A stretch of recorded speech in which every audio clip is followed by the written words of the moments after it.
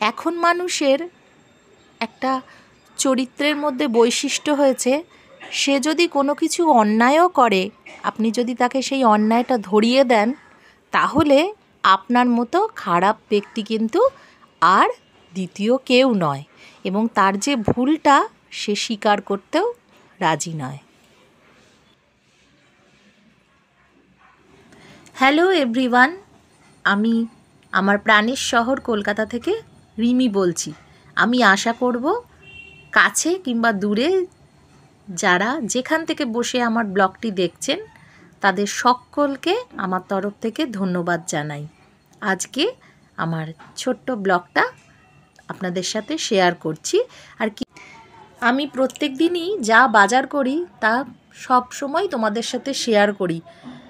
আর এই কি বাজার এনেছি সেটা দেখাতে দেখাতে তোমাদের সাথে গতকাল ঘটে যাওয়া একটা ঘটনা তোমাদের শেয়ার করব। ঠিক গতকাল নয়, এই ৩-৪ দিন আগের। এক মহিলা বাসে উঠেছেন বিরাট একটা ব্যাগ নিয়ে।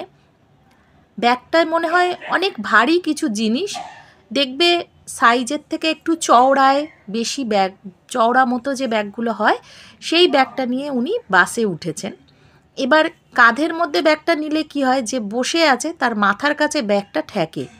তো আমি ওনাকে বললাম যে মাথায় যদি লাগে, ব্যাগটার মধ্যে ভারী কিছু আছে, তো আপনি ব্যাগটা কিন্তু একটু দেখে রাখুন। উনি আমার ওপর প্রথমে আমাকে বললেন যে আমি এখনও ভালোভাবে দাঁড়াইনি, আপনি আমাকে বলছেন ব্যাগটা ভালোভাবে রাখুন। আচ্ছা বন্ধুরা, তোমরাই বলো, উনি ব্যাগটা ভালোভাবে রাখার সাথে দাঁড়ানোর কিসের সম্পর্ক? উনি ভালোভাবে দাঁড়িয়ে আছেন না খারাপভাবে দাঁড়িয়ে আছেন? আর যদি ব্যাগটা মাথায় লেগে যায়, তাহলে যার লাগবে তার তো কষ্ট হবে এবং সে আহতও হবে। তো আমার এই কথাটা বলায় উনি কিন্তু একটু বিরক্ত হয়েছেন। সেটা তো গেছে, তারপর বিড়বিড় করে হঠাৎ উনি আমাকে অসভ্য এবং বেহায়া বললেন। তখন আমি আর আমার মাথা ঠিক রাখতে পারিনি। আমি বললাম, আপনিও হচ্ছেন ১ নম্বরের অসভ্য এবং অত্যন্ত একটি বেহায়া মেয়ে।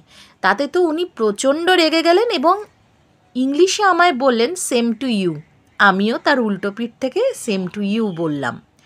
চুপ করে থাকা আর অপমান সহ্য করা, এই দুটো জিনিসই কিন্তু আমি একদমই পছন্দ করি না। তুমি অন্যায় করেছো, আমি অন্যায় করেছি, তুমি আমাকে হাজার বাজে কথা বলো, আমি মেনে নেব। কিন্তু যেখানে আমার কোনো অন্যায় নেই, সেখানে তুমি যদি আমাকে মুখ দিয়ে দুটো বাজে কথা বলো, তাহলে আমার মুখ থেকেও কিন্তু বাজে কথা শোনার জন্য একদম তাকে রেডি থাকতে হবে। তো এই হচ্ছে একটা খারাপ ঘটনার কথা বললাম। আমাদের দেখবে জীবনে প্রত্যেক দিনই কিছু না কিছু একটা, সব দিনই সমান যায় না, সব দিনটা ভালো যায় না। যাই যাক, যেভাবেই যাক, সব কিছুই আমি তোমাদের সাথে শেয়ার করি। আর এই যে শেয়ার করতে করতে বাজার থেকে আমি এই লেবু, ক্যাপসিকাম, বিনস এগুলো কিনে এনেছি, আর পনির কিনে এনেছিলাম কিছুটা। তো আজকে একটা পনিরের রেসিপি করব।